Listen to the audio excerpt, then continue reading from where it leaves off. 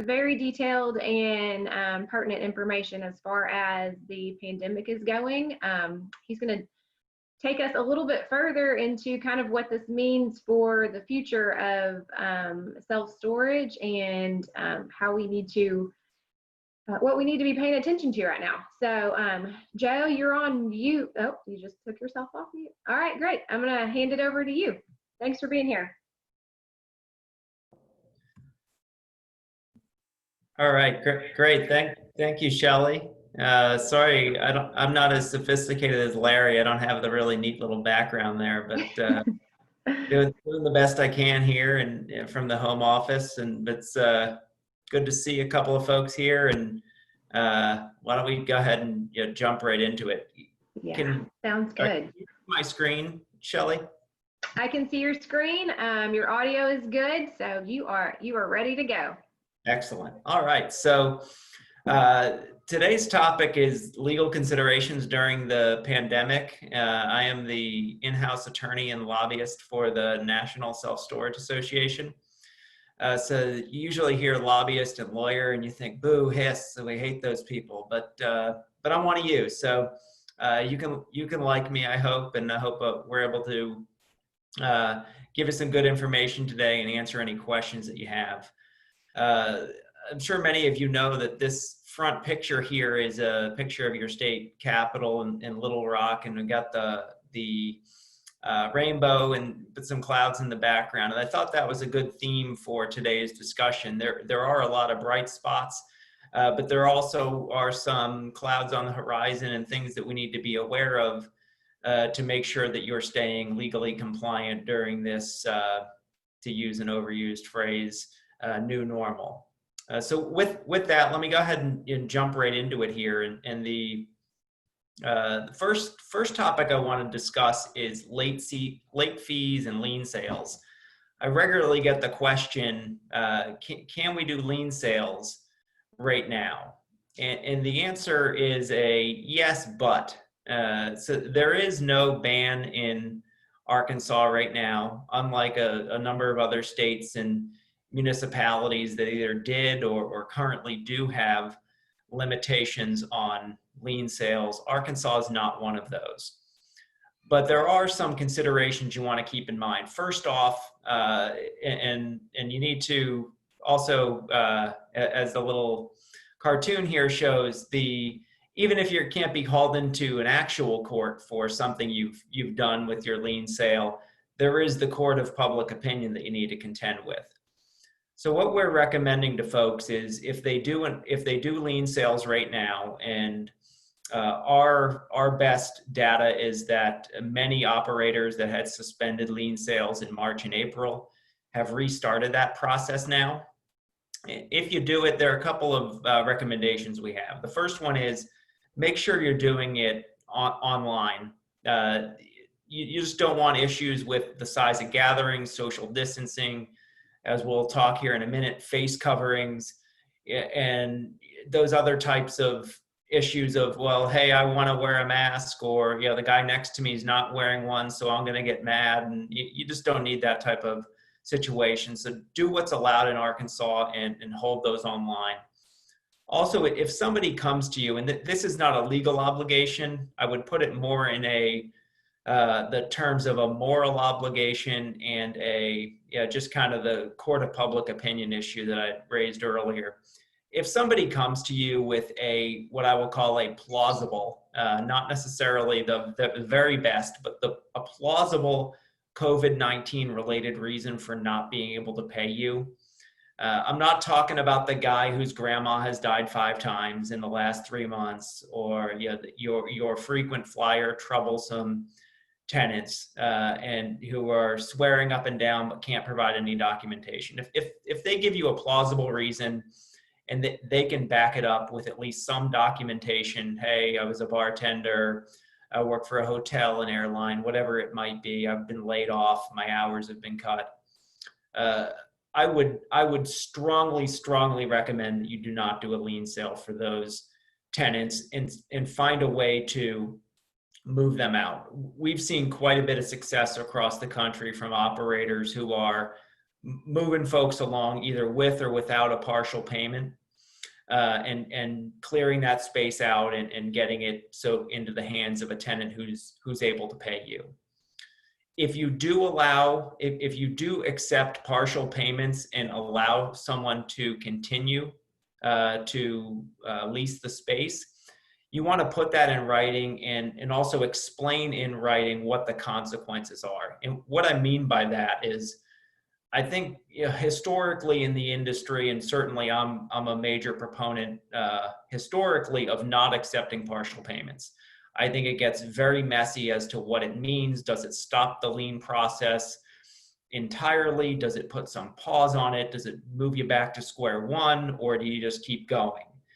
And we can say in our rental agreements that, you know, it doesn't stop things, but it gets messy if you accept a partial payment and it's not 100% clear what that means. This is a little bit of a different time where we've seen an uptick in operators that historically had not accepted them, now accepting them. But just make it crystal clear in writing. If your intent is to accept $100 on a $150 debt and everything's, you know, square again, or you're cutting the tenant's rent from $80 to $60, explain what happens if they don't pay you that $60. Or if your intent is to take $100 on a $200 debt, but you're going to keep moving forward with the process until they pay you that full $200. Again, make that crystal clear that that's what you're doing. And finally, I know many of you are doing this, and I'm sure others who I've not spoken to are doing it as well. But we're also recommending that you, for the tenants who don't provide you with a COVID-related reason, start with the ones who have the oldest delinquencies and sort of move forward from there. Yeah, obviously, the most problematic ones are going to be the folks who missed in maybe even 2019, as far back as 2019, or January or February of this year, and just sort of take a little bit more of a measured process than you might normally. But there are, again, no legal limitations in Arkansas to moving forward with either lien sales or late fees right now. Before I move on to the next one, I did see a question come up in the Q&A. Is that something related to this slide, Shelley, or should I keep moving on? Yeah, you can keep going. It was one that came in for Larry, so I'm sending that over. Gotcha. All right. So let's move on now. And again, if anyone has any questions, I'll sort of pause after each one of these slides that I'm going through, and so we can kind of address things as we go, and then there'll be an opportunity at the end. I did get some questions by email, so I'll try to answer those, and then anyone who's so moved can ask a question in the Q&A as well. So the next item I want to address is price gouging. There is a there's a price gouging statute in Arkansas that is triggered by the existence of the state of emergency, and that price gouging law carries both criminal and civil penalties. For the folks who think, well, you know, this is never going to happen to me, just go ahead and look at that article there on at least my left side of the screen. It might be the opposite for you. This is about an operator in California, I believe it was last year, maybe the year before that, relating to some wildfires out there where they were assessed they were sued by the local district attorney, actually a couple of local district's attorney in Northern California, and had to pay $140,000 civil penalty in that case, in addition to refunding customers a pretty substantial amount of money and paying them a little bit extra above and beyond what they had charged over the price gouging statute. And California is very dissimilar from Arkansas in many, many ways, but in one way that it is similar is the price gouging statute is virtually identical in that it specifically refers to storage services, which in our view includes self-storage, and has a hard cap limit of increases of 10% above the pre-emergency price, and that remains in effect for 30 days after the declaration of state of emergency. Which if for the folks who've been paying attention to all the sort of ins and outs of what Governor Hutchinson's been doing, he actually revoked the earlier state of emergency and declared a new state of emergency on about June 18th. So the law's in effect, the price gouging law and its protections are in effect until at least July 18th. But his state of emergency order is actually in effect till August 18th. So I think there's a little bit of uncertainty as to exactly when the price gouging component expires. So I would recommend that you keep that 10% price limitation in effect until August 18th, just to be certain there. And there is an exception that will allow you to increase above 10% if it's directly attributable to additional costs for labor or materials to provide the services. So, for example, your tax bill went up. I know that's a major issue for a lot of operators. I'm sure it's an issue in Arkansas as well, where your tax bills will jump significantly from year to year. Or you had to go out and buy a bunch of PPE, or you went and bought a variety of new systems or implemented new procedures to allow for contactless rentals. Those types of issues, you can factor all of that into your base price, and then the 10% would be over and above that. So you do have a little bit of flexibility on that. It's not simply straight 10%. But more or less, I would be pretty cautious about trying to shove a whole lot of expenses in there, and try to keep it as close to 10% as you can if you are going to exceed that amount based on additional costs. Just try to keep it as close as you can to 10%. And then finally, a question I get pretty regularly is, well, I had someone move in we'll say June on a dollar special, or free first month, or discounted, the third month of a 3-month discount ended in June. What can we do with those tenants? And the law does expressly allow for the consideration of discounted rates. So if you were giving what is clearly a discounted rate and you've explained that in your rental agreement, you aren't limited to the 10% increase. Just go with whatever the rental agreement says for the new rate, and you would want to explain that in the rental agreement. I'm sure you're all doing this already. If you have some sort of discount, what happens at the end of the discount period? That's just a good practice anyway.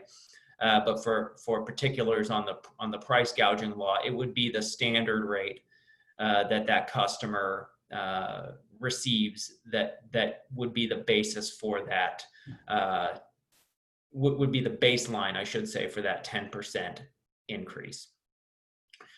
So I don't see any questions in the Q&A on this one. So let's move along to an item of that I know is a bit of controversy in a variety of states, and it's the question of face coverings or masks.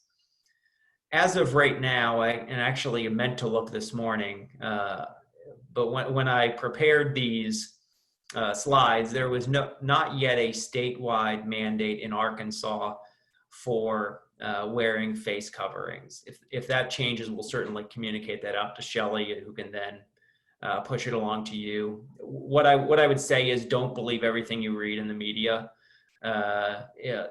We've had a variety of questions through this whole pandemic. Well, I read such and such on some website, or I heard it reported that the governor said this, and it's just there can be quite a bit of misunderstanding in what's said, and reporters are not always the best in communicating legal and compliance obligations. So if you have any questions at any point, reach out to Shelley, reach out to me, or other attorneys in the industry, and make sure you're getting that right information. So right now in Arkansas, what the governor has allowed is that he's allowed cities to pass ordinances requiring face coverings.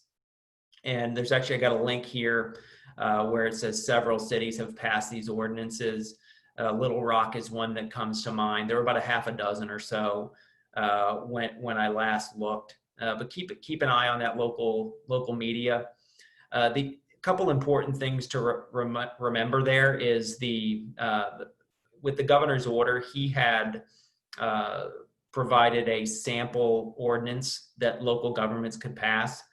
That ordinance is, I will say, not a strong ordinance. It's not something where you're going to have criminal or civil penalties levied against you for violating it.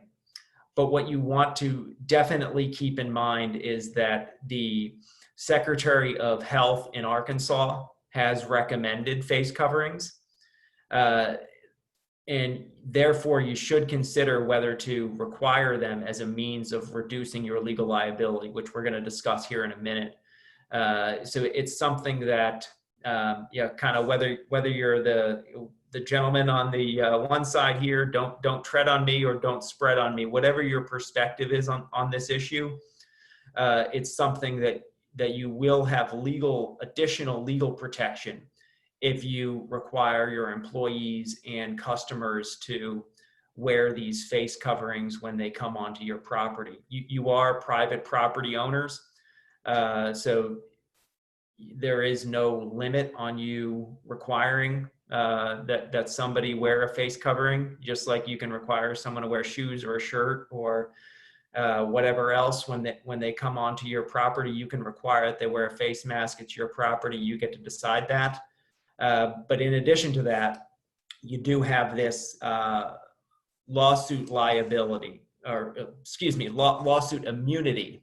But it does have a catch to it. So Governor Hutchinson signed a executive order several weeks back, might be a little bit over a month now, allowing or saying that businesses and their employees and agents and officers are immune from civil liability for damages or injuries caused by or resulting from exposure to COVID-19 on your premises, whether you own or operate that premises, or during any activity managed by you or your employees. However, it is only a presumption in your favor as a business. It's not simply just, hey, it's all free reign now. What you need to do is you need to substantially comply with the orders and health and safety directives from the governor and from the Secretary of the Department of Health. We're going to discuss what those are in just a minute here. Or you need to be acting in good faith while attempting to comply with those directives. So if one of those two does not apply to you, you don't have this liability immunity, and you could potentially be sued by a tenant or an employee who says, hey, I was on your premises and I got sick and from COVID-19, and I can prove it came from your facility because there's a cluster there, or whatever the case, whatever the legal theory might be. It is obviously difficult to prove exactly where any of this came from if that person's been out at restaurants and Walmart and visiting friends and relatives. It might be hard to show that it came from your facility. But as I like to say, this is America. You can sue anybody for anything. That's both a good thing and a bad thing, depending on what's being sued for. So it's something that what you want to be able to demonstrate is that you are complying with those requirements. And if you can demonstrate that, you will either scare off the plaintiff's attorney who wants to sue you, or you will, or if they do sue you, you will have a very strong defense in being able to say, hey, look, the governor signed this order. We're in compliance with his order. We're in compliance with what the Secretary of Health has mandated, and this lawsuit should be dismissed. Finally, before we get into some of the requirements and guidelines from the Secretary of Health, the immunity does not apply to workers' comp claims. I am by no means an expert in workers' compensation, so I'm not going to even pretend to be. But the order does explicitly say that it doesn't apply to workers' comp. So if you have an issue with an employee getting sick on site, that would typically run through the workers' compensation system as the exclusive remedy for a sick employee. I did see a question pop up here before I move on to these requirements. Shelley, is that a question I should answer now?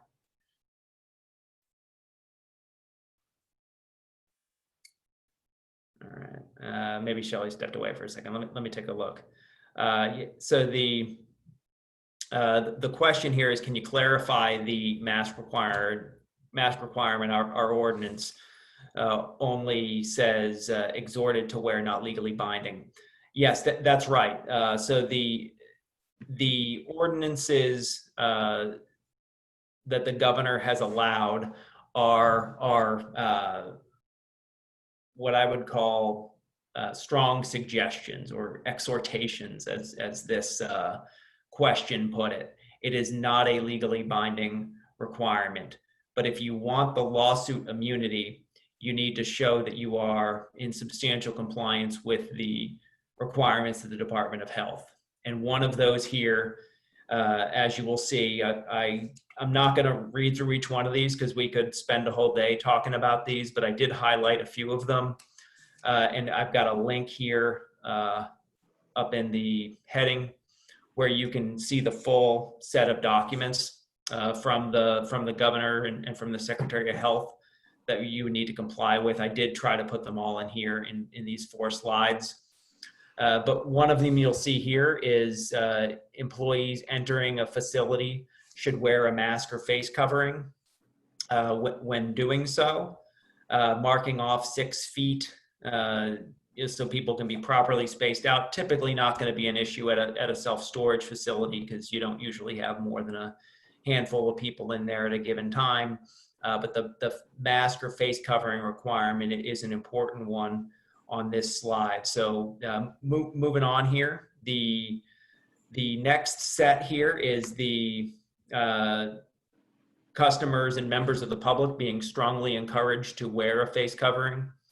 Again, not an absolute legal mandate, but as a property owner and as somebody who would want the protection of this statute or of this order, I should say, it is something I would strongly recommend requiring at your facility, particularly if folks are going to be inside. If they're outside, minding their own business, I think that's a different, totally different scenario.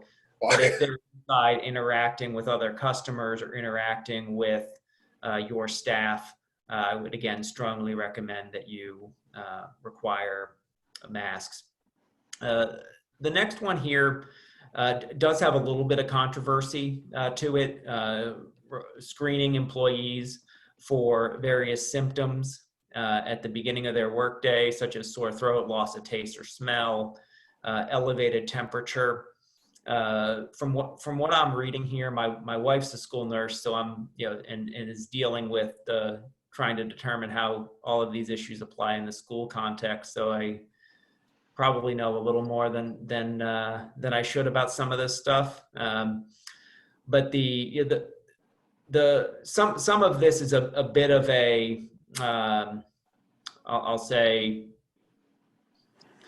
what's the terminology I'm looking for here? It can be misleading. So the fact that somebody does or doesn't have a temperature is not indicative one way or the other of whether they have COVID-19. You can have an elevated temperature for another reason, or you could have a perfectly normal temperature and be somebody who's spreading COVID-19. Some of the other ones, such as loss of taste or smell or sore throat, are potentially more indicative. And then also asking, if you choose to go this route, asking who the individual has been interacting with. Have they been in contact within the last 2 weeks with somebody who's tested positive for COVID, for example? And as we'll touch on later in the presentation, where I get to some things that are not Arkansas specific, you'll see that there is protection for asking these types of questions in the workplace if you do choose to do so. And by no means am I saying that all of these health department requirements are things you need to meet, but you certainly want to be in substantial compliance with at least most of them to ensure that you are getting that immunity from lawsuit. And the next one here, I think, is probably an easier one, providing hand sanitizer, soap, and water for customers and employees to be able to disinfect themselves or the facility. We have a COVID-19 best practices guide through the National SSA that gets into some of the cleaning requirements that have been put out by the Environmental Protection Agency. So you'd want to take a look at that, make sure you're using the right disinfectant, and then that you have somebody who's experienced at using it and is following the appropriate procedures when they are using it. The next one here,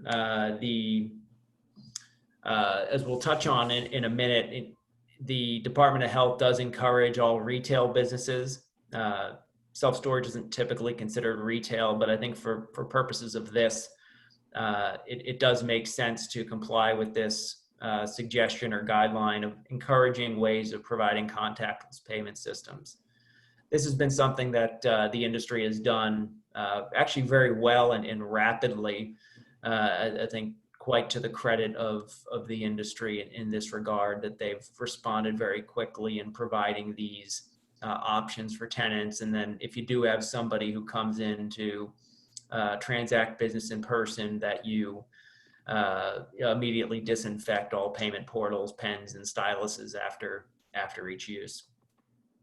And then the next one down here, and you'll see that there is a sample sign. Having a sign posted at all of your entrances. Typically, that would only be one, or maybe two. You're not a place that has a numerous number of entrances, but posting signs at all of your entrances advising folks who have symptoms consistent with COVID not to enter the facility. And then, as you can see here in the little where we've got here in the hyperlink of a sign provided by the Department of Health that you can use. And then finally, the last set of recommendations from the Department of Health here is requiring employees who have been diagnosed with COVID-19 to, if you become aware of that, to report that to the Arkansas Department of Health. That is important for the contract tracing that they're trying to do to determine where these cases are coming from and who the individuals who've been diagnosed are, who they've been interacting with. I would say this is probably one of the most critical issues to showing immunity or to getting that lawsuit immunity, not immunity from COVID-19, but lawsuit immunity, that you're complying with this requirement if you do become aware of any employee who has been who's come down with COVID-19. And again, later we're going to talk about some of the limitations on sharing that information within the workplace. But for purposes of contract tracing, you are going to want to share that with the appropriate officials at the Arkansas Department of Health. And then finally, I had some additional thoughts here on best practices to consider. And we have a number of these set out in our COVID-19 best practices guide. The first one is, and I think in some ways this one's obvious, but sometimes you need to state the obvious, because I think a lot of us have the tendency, okay, I'm not feeling great today, but I'm going to push through. I'm tough. I'm going to show up to work sick, because I actually think I'm okay or whatever. Make sure you communicate very clearly with your employees, or if you are an employee of a facility, not showing up to the workplace sick. And if there's an option to do paid leave, take advantage of that option. This is just not a time where we need to be spreading illness to our coworkers and tenants. And there is an option that I'm going to talk about in a couple more slides here for reimbursable sick leave for someone who is who has COVID or is caring for a loved one with COVID or has some interference with their childcare situation. There is federal leave that is fully reimbursable to the employer, so it would be something you'd pay it out of pocket, but then you'd fully get it back in tax credits. So at the end of the day, it is a wash to you. So I'd encourage folks to use that if it fits. And then providing your employees, or at least allowing them to provide their own face coverings that fit properly and cover both the nose and mouth. And then having plexiglass barriers, and finally, as we'll talk about here in a minute, allowing for contactless rentals. Shelley, is there any questions that have come up or anything on your mind before I move on? Yes, Joe, thank you. We had 2 come in, so I'll get to those. Gotta find them back on the chat. Yes, so we've got one that came in from Howard Orsborn. If you don't require customers to wear masks, are you liable for the spread? That's an excellent question. And there is no yes or no answer to that question. So I'm going to give what is the typical lawyer answer of it depends. And what I will say is we have seen a number of lawsuits, particularly against the large retailers and large restaurants, but it's certainly the legal theories behind them are just the same, could apply to any business. And in the case of a Walmart employee who contracted COVID allegedly from the Walmart store in Chicago, his estate is suing Walmart, saying you didn't sufficiently protect me because you didn't require customers to wear masks, you didn't allow me to wear one, you didn't clean down the place. So that theory applies whether you're the biggest business in Arkansas like Walmart or you're a mom and pop storage operator. And then there's been quite a bit of litigation activity involving McDonald's at a variety of their locations, saying that they're not doing enough to protect their employees from getting COVID. So it's something that it doesn't not having masks doesn't automatically establish legal liability. But if you do require your customers and your employees to wear masks, it goes a long way to giving you immunity consistent with the governor's order. And also, if you are sued, even with the governor's order, it gives you a very strong defense to show that you took all reasonable precautions to protect your customers and tenants. Sure. Okay. Yeah, that helps to clarify that a little bit. We had one other question come in about price gouging from one of our newer members, Jamie Wolf. Says we've only owned our facility for a little over a year. Many of our customers haven't seen a rate increase in several years, if ever. They'd scheduled a small increase across the board starting in August, which still will leave our rates much lower than competitors. The rate increase was scheduled to be $5. Should I be worried about gouging?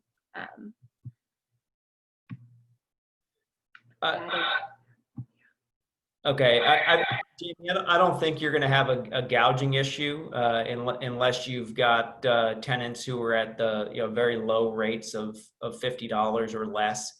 Anybody who is over $50 is under that 10% price gouging threshold. So I would just recommend if you do have someone paying $30, $40 bucks, taking a look at those tenants and maybe scaling that back a little bit.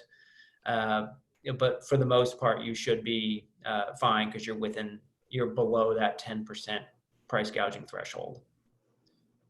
Okay, that clears it up a little bit. Perfect. Okay, that was all the questions that we had come in for you. I'm going to make this PowerPoint available on our website. I should have it up in a couple days. And if you guys, any of our attendees or panelists have any other questions for Joe, I'll be happy to send those over to him. And his contact information will be pushed out through an email blast as well. So, do you have anything you wanted to end with, Joe? Oh, yeah, sure. So how much time do I have, Shelley? I don't want to bump into the next person here. We can give you about 5 more minutes. Sure. Okay. So let me quickly move through a couple things here.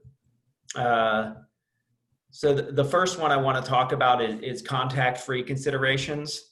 And this is something, obviously, the industry, again, has moved rapidly toward contact-free options for tenants. And I think that is generally a very good idea, because it reduces your legal liability and also disease exposure and meets your customers' demands, because I think that's just, frankly, something that's probably going to last even after this pandemic. So a couple of the two major considerations that I really want to emphasize here are you're going to want to consider, how will you obtain photo identification from your tenant?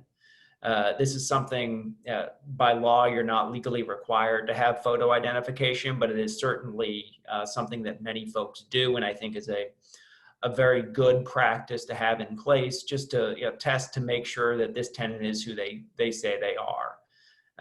And then secondly, I think when we're sort of adopting these new technologies, we can forget about some of the sort of bread and butter issues that are common to the industry that we've always done. And one of them is obtaining a signed rental agreement before the tenant moves into the storage space. The real danger with this is that it potentially jeopardizes your lien rights if you don't have a signed rental agreement. And it's one of these things that you don't get it before they move in, and you can quickly forget about it. So it's something you want that practice in place before you allow them. If they're renting online, through email, text, whatever method you're allowing, I think that's all good. But just have a process in place that says, no, you need to either stop in the office, or we have an e-signature option, and you need to do that before you're actually going to move in to the unit. Without it, you're really jeopardizing your lien rights, and then you also have issues, a whole variety of other considerations in your rental agreements, liability waivers, value limitations, other elements that you want to be able to bind your tenant to. And if you don't have a signed rental agreement, it's all the best rental agreement in the world is not worth anything if it's not signed and acknowledged by the tenant. And then quickly, just 2 more items, and the whole slides are going to be shared with everybody. So if you have any questions about any other slides I have here, just reach out to me. But let's go ahead and maybe talk about some good news here. The newspaper advertising requirement in Arkansas, I know that's sort of an albatross around a whole lot of people's necks. It's a complete waste of your money. Arkansas, unlike some other states, only requires 1 newspaper advertising before a lien sale, but I would say that's 1 too many. Because it requires you to waste thousands of dollars a year in a mandate that you're basically propping up the newspaper industry. No offense if anyone on this call is a newspaper editor, but 2 of your border states just this year, Tennessee and Mississippi, completely eliminated the newspaper advertising requirement and allow for online advertising. That's something that, as the National Association, we're committed to working with Shelley and your board to eliminating that newspaper advertising requirement, I hope, in the next legislative session here. So I did want to share that news with folks. And certainly, if you get any, when we do pursue this, I strongly recommend that you respond to any calls to action that Shelley puts out, and reach out to your legislators. They want to hear from you. They don't want to hear from folks like me who are always there asking for something. They want to hear from business owners and constituents about why this is important to you, because I can assure you the newspaper editors are going to be calling into these legislators and asking them to preserve the law the way it is now. Finally, let me just close with this, and this is a slide I like to bring up with folks, because a lot of these online things, they're sort of fast and furious, and it can be a little bit hard to pay attention. But if you remember nothing else today, I want you to remember these items. First one is you can hold lien sales in Arkansas, but do so online and be very cautious with any tenant who provides you with a plausible COVID-related reason for non-payment. Second, you can reduce your liability from lawsuits by following the guidance of the Department of Health. Third, you can limit, you have to limit rent increases to no more than 10% from June 18th, to August 18th. And then finally, this is something I didn't cover in detail, but there are some slides on it here.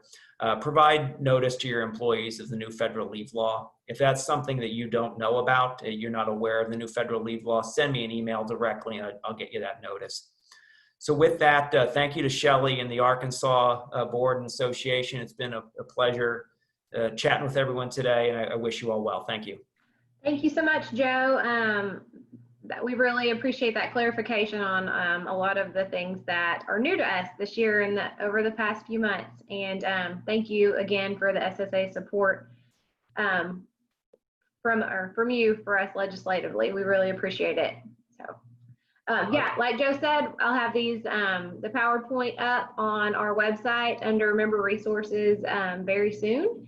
And right now we are going to take a little bit of a break and come back and hear from Tommy Lulkovich with U-Haul, and then also from one of our newer vendor partners, AEV Solar.